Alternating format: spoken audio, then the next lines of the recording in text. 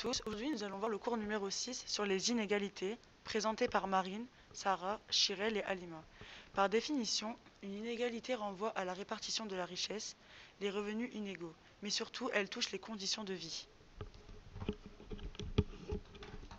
Les indicateurs mettent en évidence les inégalités. Ces inégalités représentent des contrastes comme par exemple l'espérance de vie. La femme vit 85,3 ans et l'homme 79,5 ans. C'est une injustice car il y a 6 ans d'écart. Il y a aussi le taux de mortalité spécifique par maladie les plus faibles d'Europe. Pour ce qui est des notions, il y a la notion de gradient social.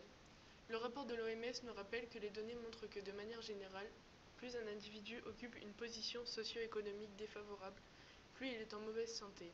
C'est ce que l'on appelle le gradient social de santé.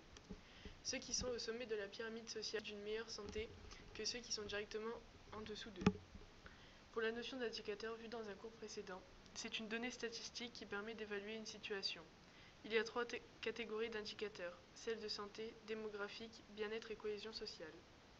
Il y a aussi la notion de santé publique, vue dans un cours précédent, qui est un ensemble de mesures collectives qui ont pour but de préserver la santé de la population dans plusieurs domaines.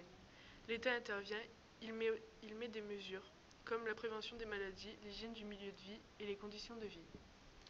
Il y a aussi la notion de disparité, le manque de parité, de proportion, d'harmonie et d'égalité.